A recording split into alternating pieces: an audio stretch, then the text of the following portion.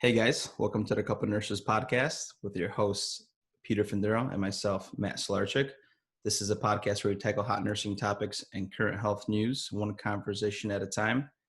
Thank you for tuning in. Thank you for subscribing, liking. We appreciate it. If you're new, welcome. You'll not be disappointed. PD, how you doing today? I'm doing good. A little tired, but I'll manage. Mentally strong. Just got a nice workout in. Did some deadlifts. Probably too much deadlifts, but we'll see how I feel tomorrow.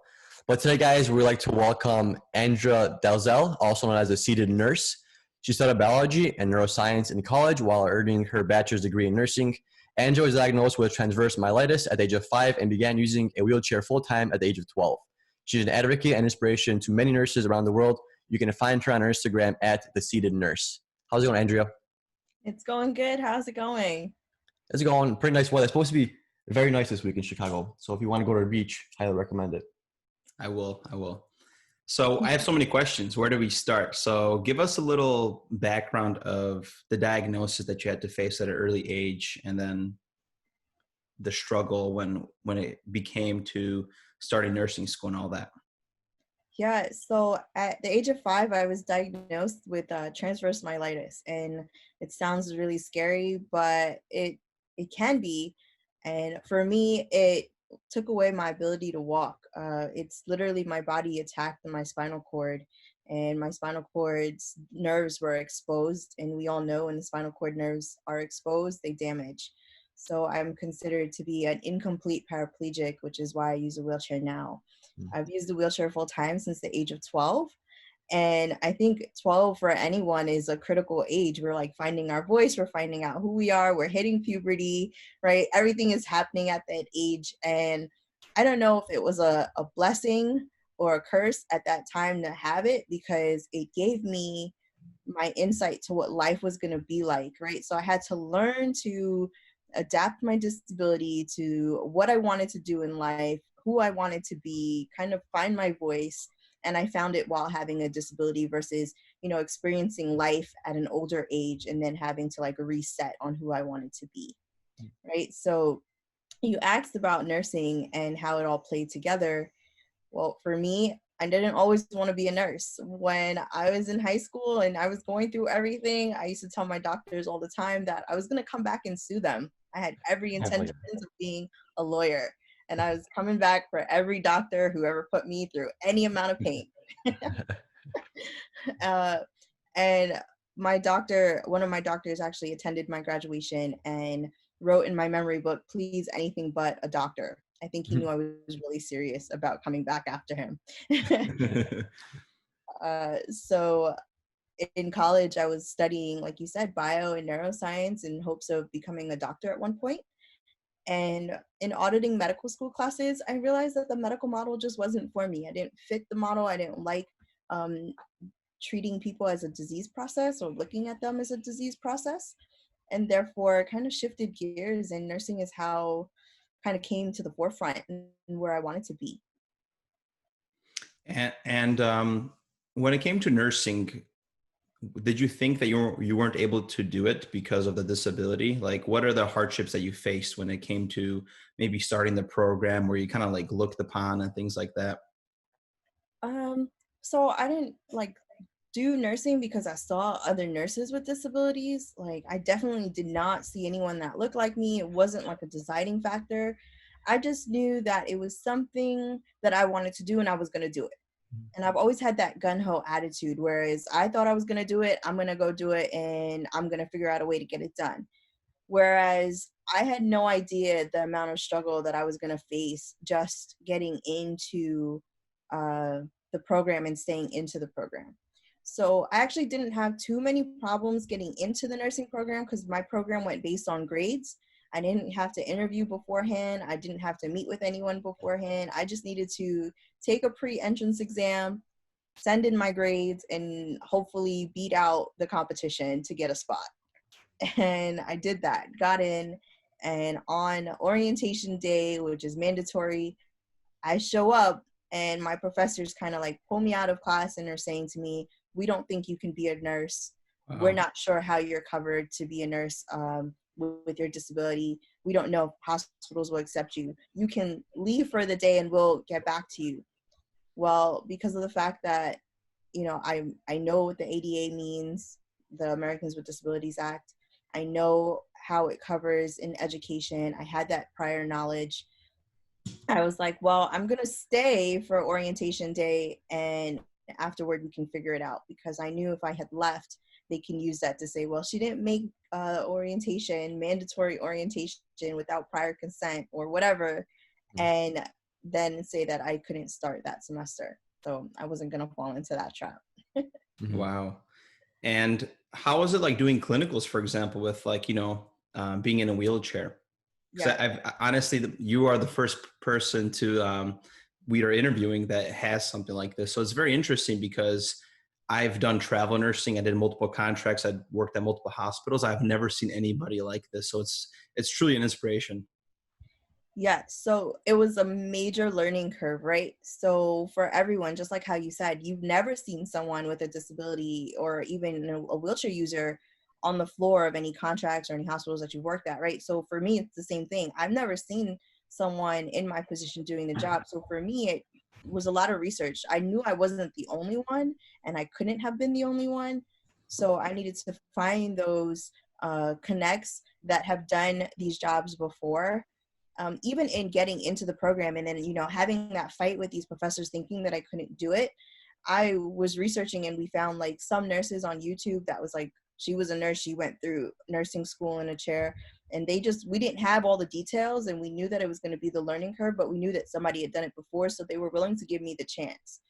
Getting into a clinical setting, however, and dealing with nurse managers on units, and dealing with patients on a different sense than just being in the textbook sense, it was definitely a learning curve. It didn't just come natural. I wasn't allowed to just be a student. Any nursing student, you're so focused on just getting in the knowledge and making sure that you can take what you're learning on paper and transpiring it to how you're interacting with patients on the floor. I was never allowed to just do that. Like, I had to think 20 steps ahead, how I was going to keep sterile, how I was going to move a patient, how I was going to be able to perform the way that I needed to perform when I had no clue how to actually adapt. Like, I had to figure it out on the spot all the time. And sometimes nurse managers were like, oh no, she can't be on our floor. Like, this isn't safe. And I was like, well, where is the evidence that says that I'm not safe?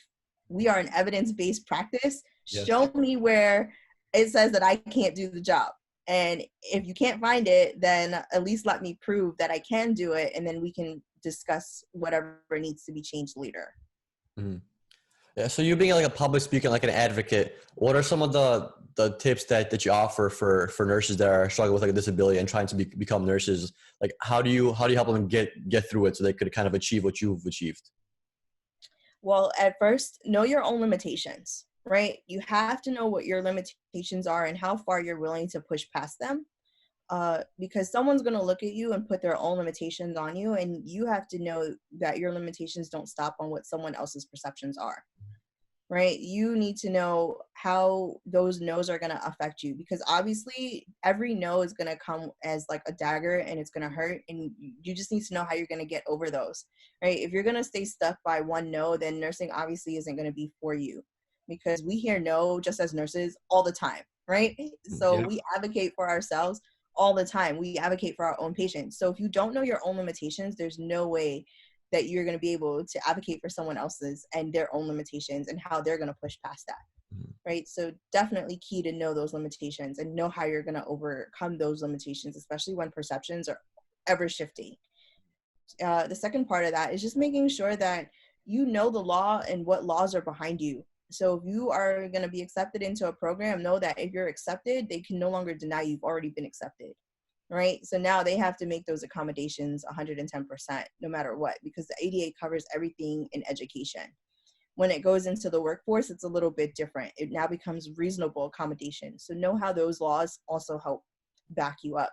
Whereas for me right now, I'm still facing the same discrimination that I kind of faced when I was in school, right? Even though I've worked in different fields, I've done clinicals, I've proven that I can do the job, reasonable accommodation doesn't exactly fit every scenario. We know that it will fit for someone who needs to take 10 minutes to do their diabetes glucose monitoring. We know that they make accommodations for women who need to breastfeed or pump throughout the workday. We know that there's accommodations for people who can't lift 50 pounds, right? But a reasonable accommodation for someone who has a disability might look a little differently, especially with the limitations that you have for yourself, and how you need to be able to work in an environment. So knowing them and how you work together with accommodations, and how you present to HR definitely changes and shifts for every person.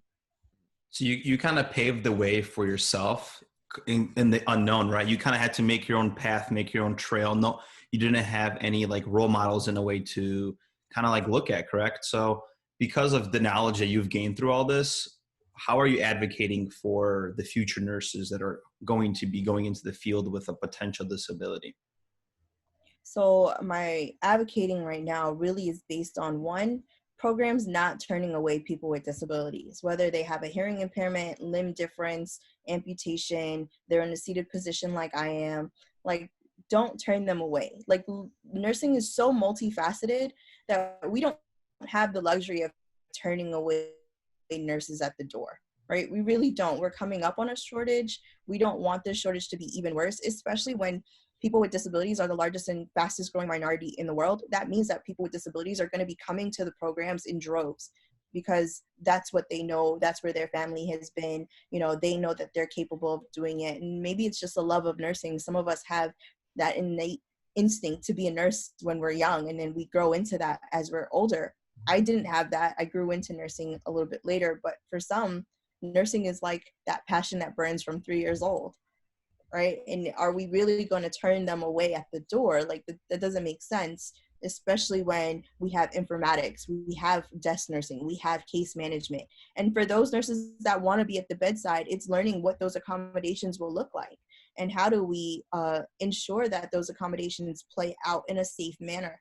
Because we all know that our staffing ratios are astronomical, right? We don't have safe staffing. We don't have reasonable accommodations just for able nurses, right? And how some nurses can't do CPR. Some nurses can't run down a hallway. Some nurses really can't lift 50 pounds. But then you're looking at me as someone who has a physical disability, automatically putting preconceived notions on top of me, saying that, oh, she can't do it, but you don't know my ability.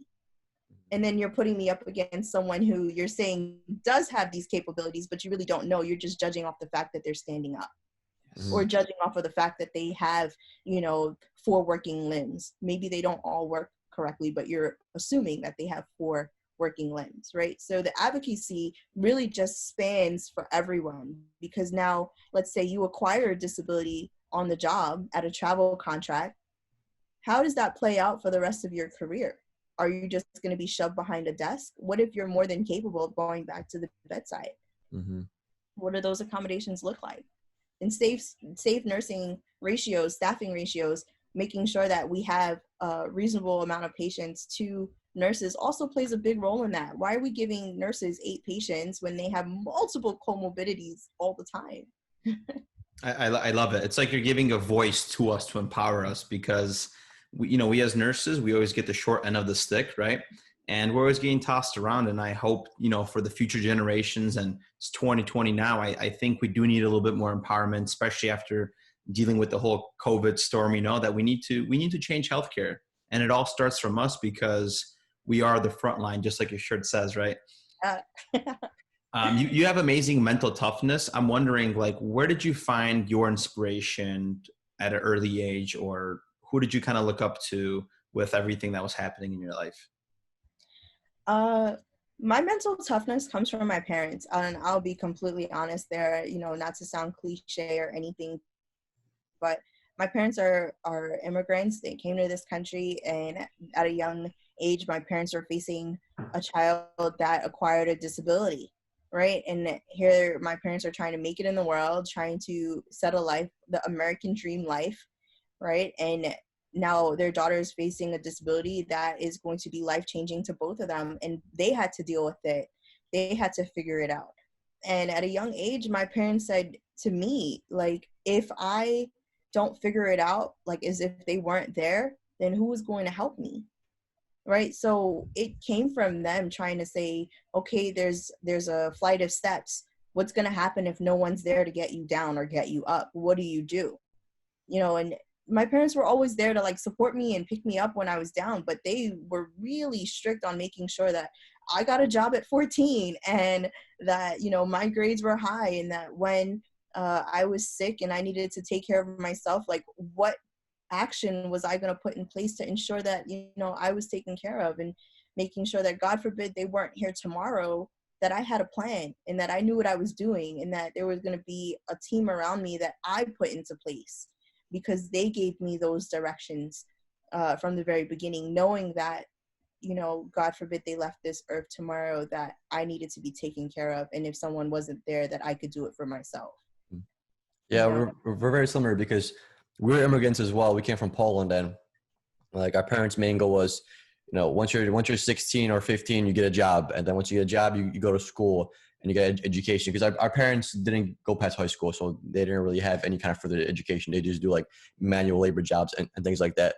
Well, my question for you is there anything that you do outside of work, like reading or working out, that kind of you just train like your mental strength and like your physical strength? Because I'm sure you deal a lot in the hospital with like different looks, or even outside in society. I'm sure people look at you differently. How do you get like past those eyes? Do you listen to like Tony Robbins, anything like that?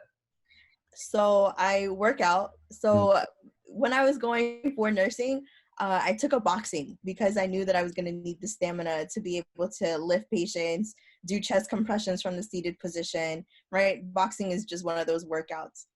Before that, I was doing rowing. So I was rowing in regattas, hopefully going to the Paralympics. That was like just a mental like training set for me. Now, post COVID, I'm still working out, still training on a mental set that, I need to be stronger every day. But outside of that, I read a lot. So I am currently reading The Best Speeches of Obama, because just the way he speaks, how he's able to pull together words and just be impactful. Let's forget about his presidency or anything political, just the way he's able to speak, the way he's able to convey thoughts and thought process. You have to give him credit there. And so I've been reading a lot of his work there just because of the fact that it's been inspirational. And I want to be able to not only tap into that for myself and my own mental ability, but also be able to convey that for someone else. I love it. My question to you, oh, by the way, so before the interview, we did some prep and I saw your Instagram with like doing the what is it called? Those rope things? The bands things for the back and stuff. So we see you're getting it. Definitely. Question. I'm kind of curious on how your shift is inside the hospital setting. Like it must be so much more different with, everything that you're facing. I'm just curious on your routine, the things that you do, and maybe some difficulties that you're facing as a floor nurse. Okay, so let's see. A typical day for me going in, I usually go in about a half an hour early. I think we all do. So let's say maybe 45 minutes early for me instead of a half hour. I kind of go in, see who my continuity of care is going to be, go in, just look at the room just to make sure the room setup is good for me to be able to roll around. Sometimes beds shift and I might be tighter spacing on another side. So I'll pull whoever's going off shift.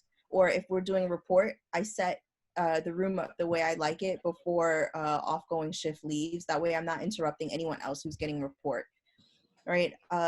Then I will make sure that my WOW is stocked, like flushes, lines, saline bags, just so that I don't have to keep running to the supply room to get things. And if things are too high, it's a perfect opportunity for me to like get an off-going shift nurse to be like, hey, do you mind just grabbing stuff that's on the top shelf for me? Sometimes we can't reach them, and obviously I'm not going to be using a step ladder, so it's good to just get some hands that are going off and I'm not interrupting anyone who is coming on. And then from there, I'm pretty well situated. I don't need too much help while I'm on the floor. I can reach a Pyxis. I can, WOWs go up and down in the hospital settings out here. I'm pretty sure they go up and down at other places. And, or, you sit at a desk and I wipe down my desk and make sure that everything is clean and, you mark your territory like we all do. Definitely. Like, don't touch my desk for the night. Yeah, so you mentioned like have you ever had to do compressions? I have had to do compressions, yeah. And was that super hard? Because like for me they're hard, and for Matt they're even harder because I'm clearly bigger than Matt. So I can imagine how hard it was. Like it's like I was like heart rate was racing. Like even because we have these Whoop bands, and even like my Whoop and my phone and my Apple Watch notify me that hey, like are you taking on strenuous activity? Yeah. Like how was that for you? It's the same way. My Apple Watch will go off. I'm pretty strong. I don't know if you can see these guns right here. Damn, biceps over there. Watch out. Welcome to the gun show. Right. So from the seated position, it's definitely harder. You're doing deadlifts. So if you are sitting and doing deadlifts with like a 30-pound weight, try it. Go for it. Because that's about the force that you're putting down onto someone's chest is about 30 to 40 pounds, hoping that you're not breaking through their rib cage, right? But just like anyone else, right? So you're going to work as a team. You're not just doing it by yourself for 10 minutes, right? If you're getting tired, you're going to ask someone else to step in. Usually if I'm initiating CPR, like I have had to do, the next person's coming in and automatically relieving you, right? Because you've initiated and now you're moving on to the next step. Whether if you're the overseeing nurse for that patient, you're now going into making sure that the doctors have adequate report, right? What's going on. So it's all teamwork. Remember, nursing you're never alone in nursing. I think people forget that. Okay, if you're doing CPR, you're the only one doing CPR in the whole hospital? Unlikely. How do you press like the code blue button in that case? Do you have like a special device for yourself because of, the hardship you're facing? Nope. I am able to press it off of the wall, or some of the beds, like the Hill-Rom beds or the Scantron beds in here in New York, actually have the code blue button on the bed. That's convenient because most places it's all the way in the back of the head of the bed, and it's ours is on the wall. Like ours is like probably like maybe like waist height. You just click it on the wall. The places I worked at, super inconvenient. Even the IC, one of them had like the they're called, I forgot what they're called. They're like these crane things that come from the wall, and they have like these different poles. I'm not making sense now. I don't know. But anyways, it's difficult for me to press the damn button. I could imagine other people. So, well, if there were, there are things like grippers or like hook poles that I've seen other nurses with disabilities use. That all they do is just hook it, like they just push the button, right? Most of them have them lined up in the rooms that they're going into. And they store them away in like a storage room when they're not working, and they know, the other nurses know, oh yeah, that's so-and-so stuff. Like they don't touch it, or they leave them in their lockers. It all depends. Every nurse has a different system. And for me, it's the same way. Every time I go into a room, I just set it the way that I need it to. If I needed to get to that blue button and I knew that maybe the bed was a little too far left, I'm going to push it a little bit more right so that I can get to that blue button. Worst case scenario, you just kind of like, peek out of the room, you see that blank face, hey, I need some help, and people know you got to run in and help. Yeah. So with your public speaking, are you still doing any? Like, do you have like your own conferences, or do you speak for different hospitals or facilities? How does that work? Speaking for a lot of just organizations, not so much healthcare wise, but disability wise. I'm still doing a lot of speaking after you guys. I have one coming up. And, I had been slowed down because of COVID, but I'm pretty sure they'll pick up as we start to figure out what our new norm is going to be, right? And making sure that we can safely do it. Zoom is one thing. We can all talk on Zoom, but being face-to-face with someone and having them really interact with me at the end of being able to speak about a journey is completely different, because I feel like there's a connection that's made that's deeper than sometimes what we can get over the screen. Agreed. Are they like live where anybody could tune into them? Like if you want to like drop in, is that possible, or is it more like a private event kind of thing? Most of them are private events, or that you have to pre-register to get into. I've only done 2 that were like live events. Some of them I have done like on Instagram or Facebook lives, like, just on a whim, where someone's like, please hop on and speak about these certain things. And I do mention them mostly on my Instagram page on The Seated Nurse, or on Facebook's The Seated Nurse page, to make sure that people have access to it. But a lot of them are registration. Okay, that's cool. Do you feel more exhausted after working like a 12-hour shift because of, no? Not at all. I'm sitting down for 12 hours. Okay, guys, I am sitting down. My butt is on a nice air cushion. I lock it in place. My arms are already used to rolling around for 18 plus hours a day. the same movement because of the fact that I lift my own body weight multiple times a day. I lift my chair in and out of my car. I'm used to certain movements no matter what. Even when dealing with patients, pushing, pulling, these are all natural movements to my disability versus you guys who are standing up for 12 hours running around. I'm like, I look at people who are running around on the floor and I'm like, oh man, you guys are tired. And I'm just sitting there like, okay, I'm just going to roll down the hall. And for me, that's normal. Like if I were rolling down the block, like. That's awesome. Because sometimes, like, I've worked med surg before. Now I do ICU, and it's like, you have those patients that you go in and out of the room sometimes 2-3 times. They need a straw, then they need applesauce, and then all of a sudden pain started coming back. So now you got to go get the pain pill, and it's like, I get exhausted from that. Not including another patient's already asking for something. So I could imagine you where you have to, roll around multiple times, and you got to get the job done. Listen, I told you I work out. So these are movements to me that are automatic from my lifestyle. I'm not like, I'm already going back and forth in my house 20,000 times. Like, oh, I forgot this, I forgot that. Or if I'm cooking, I'm going from the fridge to the stove, to the pantry, to the table. Like these are all rolling movements. It's natural movement for me to do. So whether or not I'm at work or I'm at home, it's the same movement. So I'm not more tired than anyone else. Whereas you guys are walking around, you guys are not used to being up for 12 hours straight, just moving back and forth, right? You guys are used to having a break. I don't get that luxury. My arms are in constant motion. That is the way that I move around. So yeah, you guys are going to definitely be tired where I'm sitting there like fresh faced right after a shift. That's funny. So Andrea, for like your days off, what do you enjoy doing? Do you have any like cool hobbies? Do you like making cheesecake? Matt's going to make cheesecake today, I think. So that's why I popped this in my head. We saw a cheesecake commercial. There was like a little 8-year-old kid making cheesecake, and it make it seem so easy. That's what the ad was. He's like, I'm only 9 and this is easy. Yeah. They probably burn it. If you're going to make cheesecake, can I get a piece? I was sending it through the mail. Through USPS. If they're doing mail-in voting, I'm sure they could do mail-in cheesecaking. Cheesecake. Oh. Well, let's make sure that there's some dry ice. We'll keep it good. Oh, all right. I completely forgot about that. Yeah. So what do you do for fun, like on your days off? Like your hobbies, maybe something new you're tackling, anything special? So I love to cook. So recently on my Instagram, I have been just posting what my meals look like throughout the day, what I'm cooking, meal prepping.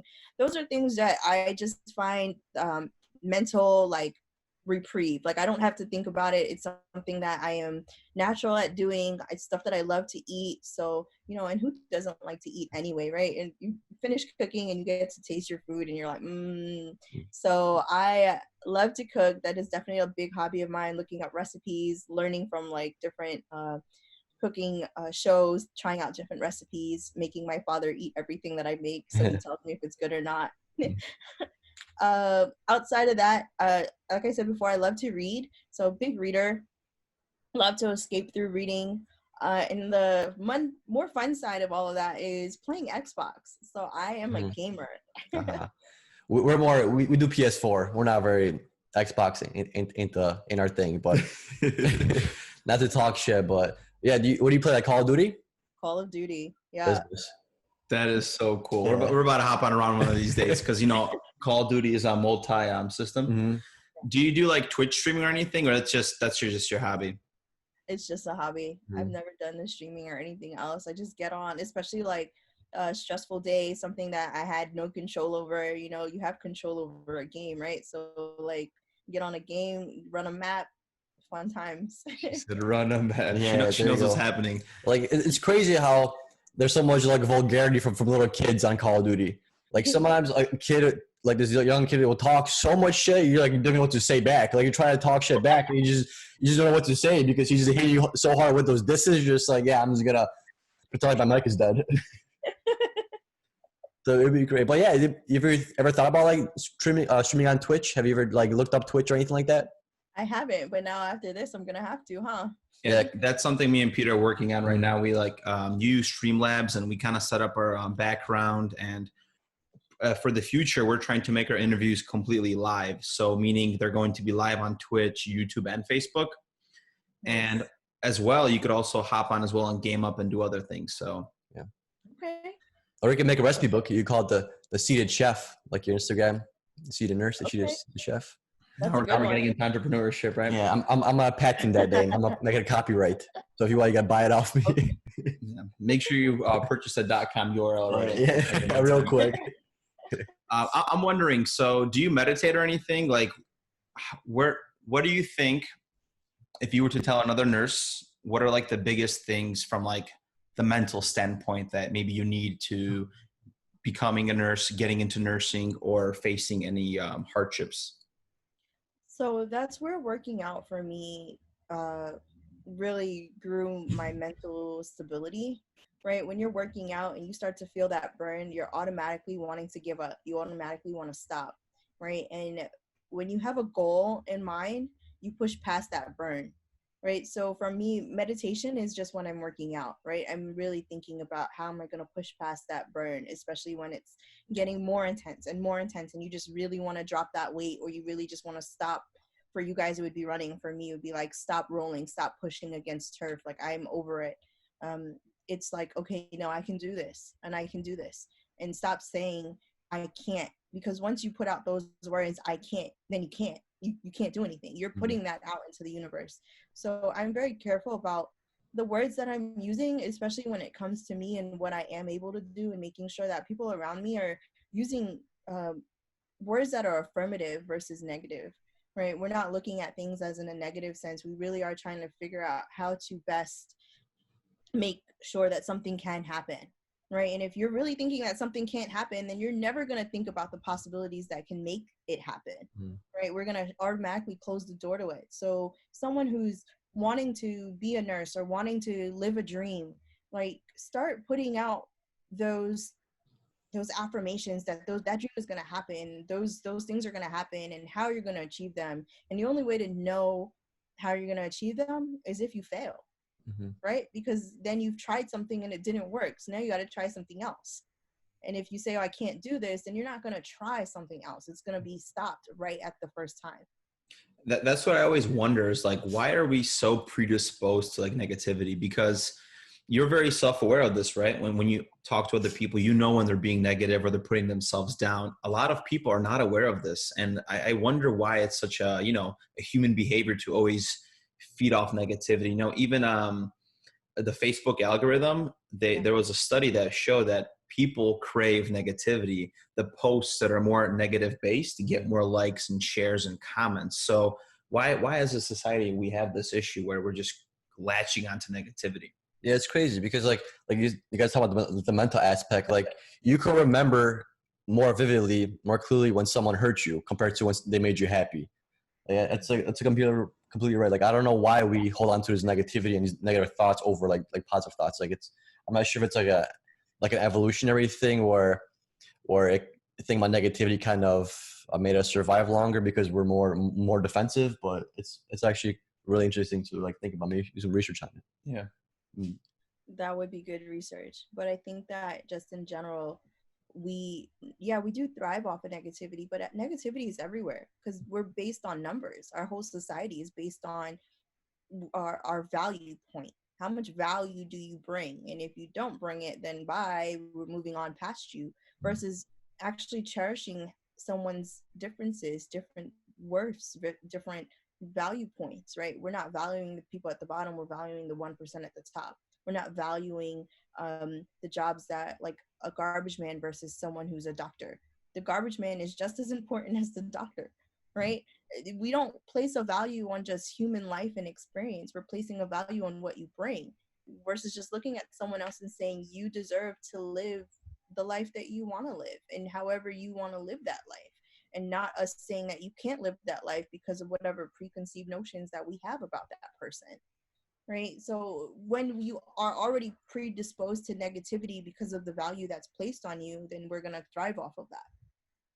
And that was like my next question I kind of wanted to ask is, other than like everything you're advocating for in like disability, what else do you want to see maybe for the world or maybe for the healthcare system? But it seems like that's one of those aspects, right?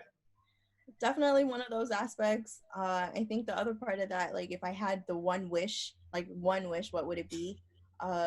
It's a two-part wish. So the first part of it is to, understand that differences bring a value, right? And understand that means that in the healthcare world, no one's turned away from whatever profession based on a disability or something that might be conceived as an inability, because we don't know what their perception is going to bring to someone else, right? If the healthcare industry is all full of able-bodied people who are able to do everything without any setbacks, then what is that putting out into the world? We're not taking care of people who are 100% okay, but if only we're 100% okay, then they're going home thinking that life is over.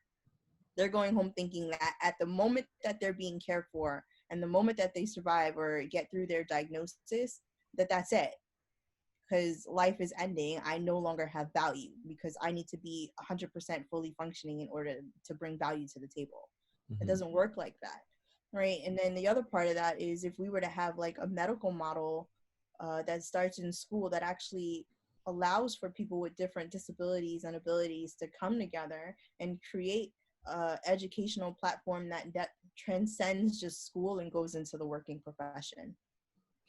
I think that's something that's huge right now is our school system, right? Because, you know, we're dealing with like minorities and, you know, here in Chicago, we have a huge issue with like, you know, that the part of the system where schools are being closed, opening up charter schools. And, you know, just like you mentioned, we don't get learn how to balance a checkbook or how to do this, credit cards, credit scores, none of that. You know, we're just being told on how to solve problems. You know, we never ask to, you know, we're not told, hey, how do you feel about this? Everything is about, this is the right way to do it. Obey your authority.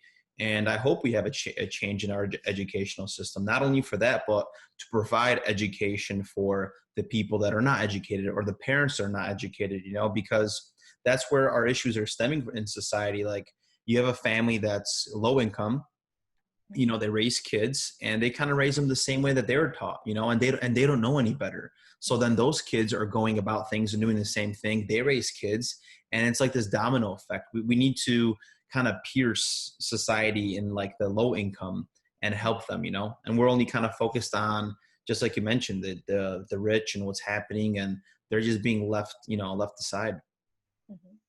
Yeah, 100%.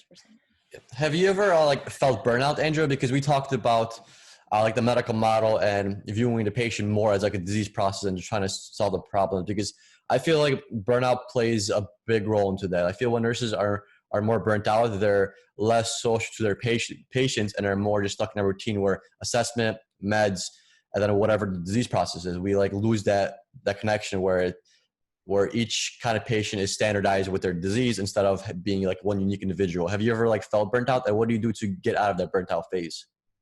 So I haven't felt burnt out within working in nursing.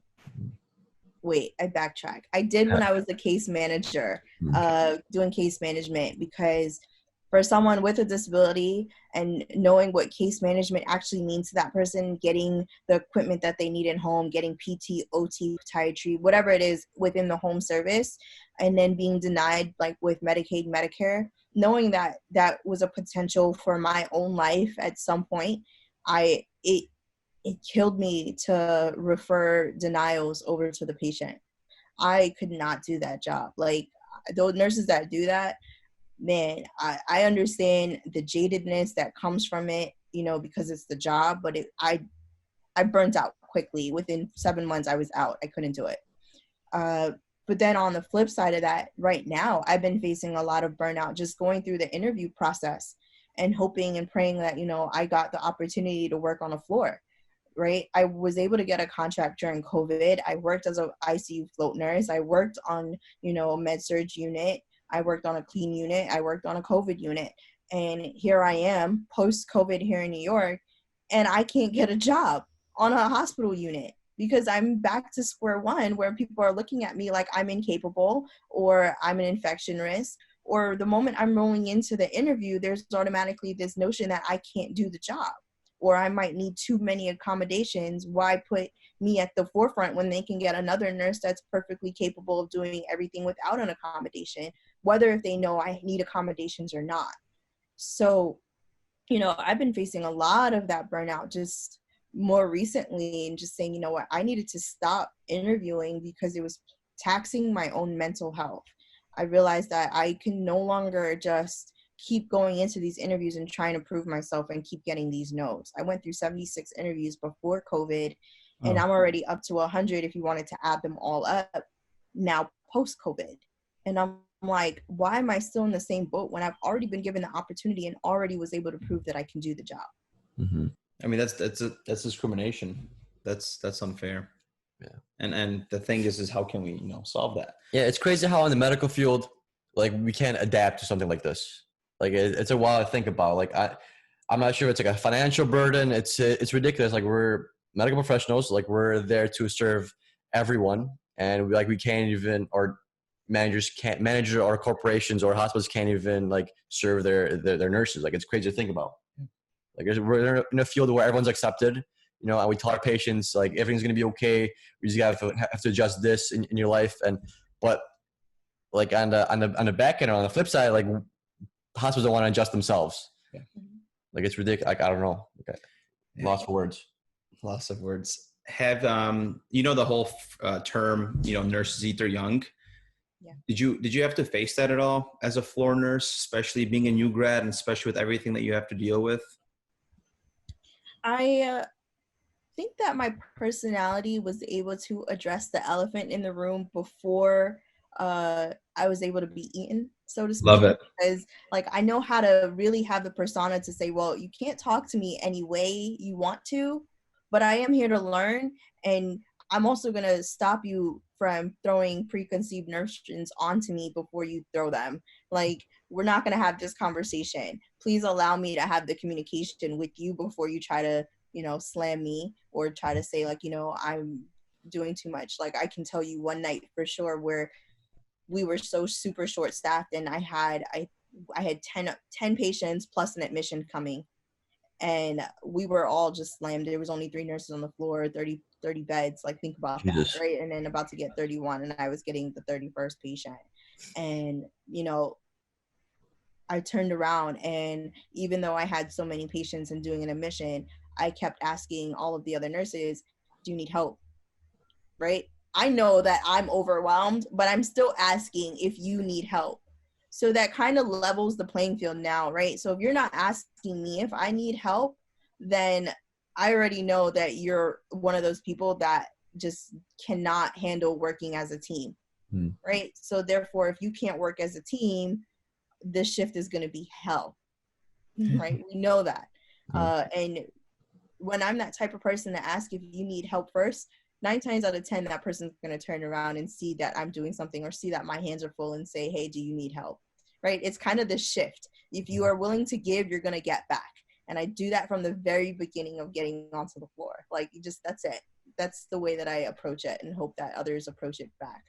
Yeah, that's a good mindset, because there's a handful of nurses that just like the whole 12-hour shift, they just sit there, do their thing, don't talk to anybody, don't ask for anybody's help. And like, that's probably a boring way to nurse, to be honest. Honestly, that's the best way to do it when you're a travel nurse, because you're kind of like the oddball out. They know you're getting paid more usually, so they're already looking at you, and you get tossed around as a travel nurse. So I usually like to do that all the damn time. I'll ask everybody in the whole unit, you need help, you need something, and that establishes, just like you said, that kind of relationship where you begin to work more as a team, and your differences are set aside, or whatever the case might be in the past. And it's an amazing feeling, and as you hop on shift, and those nurses that you work with that have an awesome teamwork, and you're already kind of smiling, you kind of giggle, and it's going to be a better shift because of the people you're with. Yeah, and it breaks the ice. Yes. Like, it's hard to like start first impressions. People are always hesitant if like you're new to talk to anybody, but it's a lot easier when you just look at somebody and say hi. You're already opening up conversation. So that's really showing you that, hey, I'm open to you talking to me. I'm open to helping you, and just I'm open to like being with you for the most part. So that's why even saying hi goes such a long way. Just eye contact, saying hi, just opening up that communication. Oh yeah, my nurses that I worked with during my contract can tell you every night. The night shift nurses used to get the short end of the stick. We didn't get the food and all the hot meals, so I used to bring all the snacks. We had everything. My nurses always knew that I was coming with a big bag of food that we were going to get through the night with something to eat. Like we didn't have to worry about the cafeteria being closed or going to a vending machine. Like there was always food because I always brought it. Like the snack plug. Yep. We get along very well. They hated me because they were all like, oh, I'm going to gain weight, but loved me because they knew that there was always food. Yeah, it's like, hey, Andrea, what days you working? Yep. I want on my schedule with you. Andrea, open mic. Any questions for us? Anything you want to say? I don't have any real things to say. I just hope that, if anyone is facing any amount of adversity in their job, that they speak up, right? Don't sit idle. Don't just take what someone is telling you as face. Don't take it at face value. Dig deeper. Don't, allow someone to just push you out of your career. I know a lot of older nurses right now are feeling pushed out of a career that they love. Don't settle for what other people are telling you. Make a way for yourself, speak up, know what laws protect you, know how to transition out of a career that you want to transition out of, or stay within the career that you want to stay within, and how it's going to work for you. I think that oftentimes we're not given that empowerment enough to be able to speak up for ourselves, and we're often told like, okay, well, if you don't like it, just move on. Sometimes we don't have that option. So if you don't have the option to just move on, learn what protects you. Understand, where you might be more valued in that facility. Maybe it's not the facility for you and you need to create your own path, right? But either way, just never take no for the final answer unless you're telling yourself no. Awesome. Truly an inspiration, to be honest. Yeah. Thank you so much, Andrea. If anybody wants to reach out to you with any questions, comments, concerns, where could they find you? They can find me at The Seated Nurse online on Instagram. The website is coming soon, so stay tuned for that. And then on Instagram as well, known as The Seated Nurse. Or if you Google Andrea Dalzell, I'm pretty sure you'll find my face is very prominent. I promise. That's awesome. I feel like everyone's making a website. Like we're working on a website. The last like 2 or 3 or 12 interviews we had, everyone's making a website. So it's about to get crowded out there for all these nurses. And I'm going to follow you just so I can look at all the recipes that you make, just so I can get some ideas. Do it. Because I don't want to burn my cheesecake today. Yeah, you better not. You'll be upset. You're going to remake it in front of me. Mm-hmm. All right, Andrea. It was a pleasure talking to you. Oh, it was a great talking to you guys also. Thank you so much. Take care. Take care.